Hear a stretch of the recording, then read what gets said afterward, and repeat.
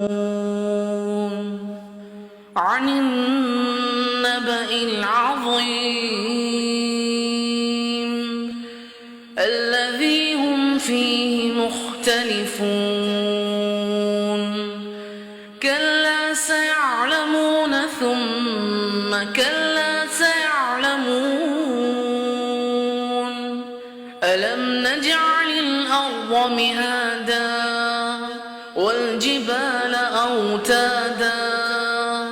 وخلقناكم أزواجا وجعلنا نومكم سباتا وجعلنا الليل لباسا وجعلنا النهار معاشا وبنينا فوقكم سبعا شدادا وجعلنا سراجا وهاجا وأنزلنا من المعصرات ماء ثجاجا لنخرج به حبا ونباتا وجنات ألفافا إن يوم الفصل كان ميقاتا يوم ينفخ في الصور فتأتون أفواجا وفتحت السماء فكانت أبوابا وسيرت الجبال فكانت سرابا إن جهنم كانت مرصادا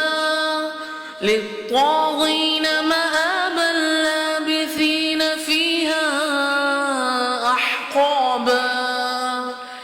لا يذوقون فيها بردا ولا شرابا إلا حميما وغساقا جزاء وفاقا إنهم كانوا لا يرجون حسابا وكذبوا بآياتنا كذابا وكل شيء أحصيناه كتابا فذوقوا فلن نزيدكم إلا عذابا إن للمتقين مفازا حدائق وأعنابا وكواعب أترابا وكأسا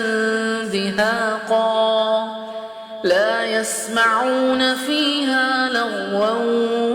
ولا كذابا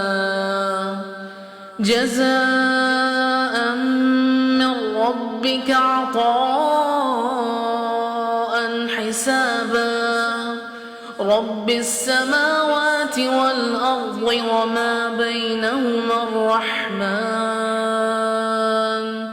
لا يملكون منه خطابا يوم يقوم الروح والملائكة صفا لا يتكلمون إلا من أذن له الرحمن وقال صوابا ذلك اليوم الحق فمن شاء اتخذ إلى ربه مآبا إنا أنذرناكم عذابا قريبا يوم ينظر المرء ما قدمت يداه